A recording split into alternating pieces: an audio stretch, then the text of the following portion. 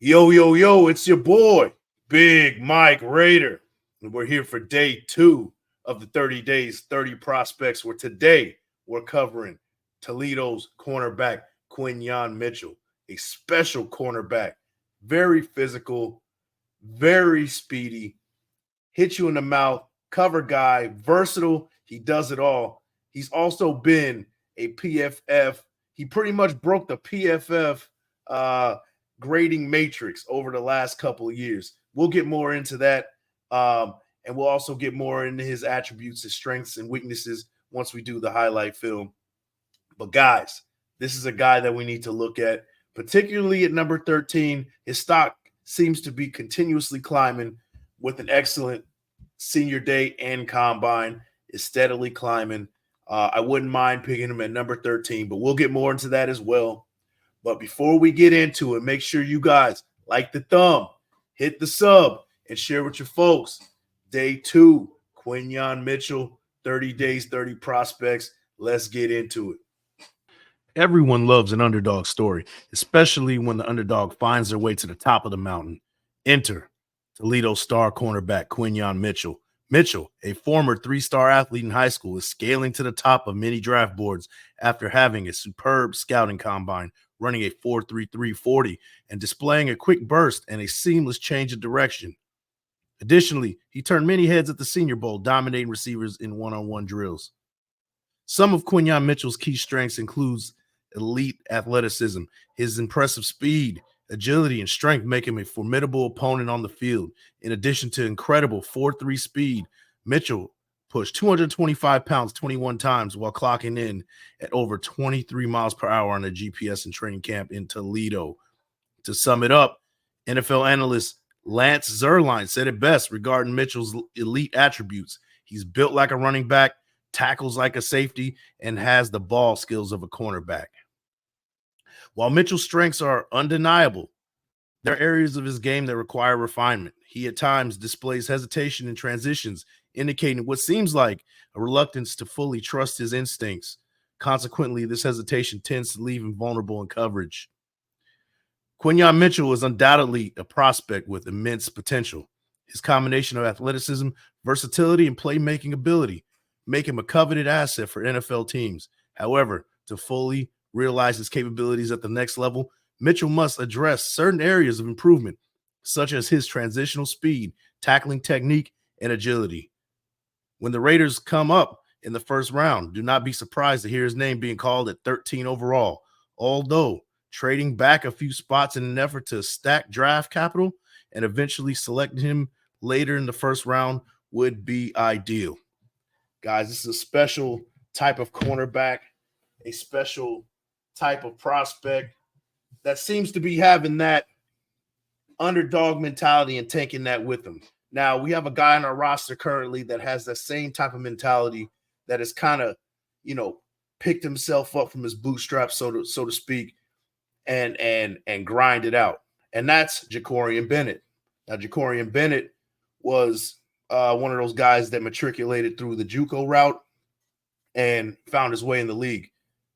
Quinyon Mitchell, not so much the case, but he was a 3-star athlete coming out, went to a small school in Toledo, and absolutely dominated when he was there at Toledo. Now, I did speak of his PFF grades, and I want to share this with you guys because it's pretty crazy what he does, what his numbers say on PFF. So in 2021, he had an overall PFF grade of 79.7. Pretty good, right? 13 games played, 588 defensive snaps, passer rating of 78.2. When targeted, not too bad. Now, the next 2 years is off the charts, right? Overall grade 92.5. Games played 14. This is in 2022, guys. So defensive snaps, 883 snaps, 5 interceptions, 3 touchdowns, and a 34.8 passer rating when targeted. That's already amazing as it is. And this is in the 2022 season. Now in 2023, he repeats that performance with a 91.5 overall grade in 781 snaps, 13 games played. No touchdowns, only 1 interception, and a passer rating of 51.1. So a lot of less people were going his way. That's what it seems like. This is a guy who could possibly, if he continues this progress down his career, he could be that Nnamdi Asomugha type of guy where people won't even look at his side to throw him the ball. This is somebody that can really escalate and get to the top and be that elite defender. Now, draft position, right? I did say don't be surprised if the Raiders sit at 13. If they sit at 13, don't move up or move back. And they look at a Quinyon Mitchell and be like, let's pick this guy up. He seems to be the type of guy, has the prototypical skills that will really mesh with what Antonio Pierce wants to do on the field, what kind of mentality he wants to bring with this team, what type of mentality that Max Crosby is also bringing to this team as a leader. So he would fit in perfectly in the secondary alongside Jack Jones, alongside Nate Hobbs, and the rest of the crew. Now, is it possible we can move back and still grab him? If we can do so, like I said in the previous episode, the previous day one, let's do our due diligence, see where, the board lands, and make a move accordingly. But Quinyon Mitchell is no doubt in the realm of climbing up the ladder, and his stock is steadily rising. Before we get out of here, I want to share this with you. This is on PFF.com. I want to share this with you, a quote from PFF. So this is his draft profile according to PFF. It says no FBS quarterback forced more incompletions over the last 2 seasons than Mitchell. He did so while playing an off-coverage role in a cover 3 heavy scheme. He would align himself 8 to 10 yards off the line of scrimmage, keep his eyes on the quarterback, and wait to pounce. His recovery speed and acceleration are both elite, even for NFL standards. He does not have much experience in the press, but he has the size and movement skills to succeed there.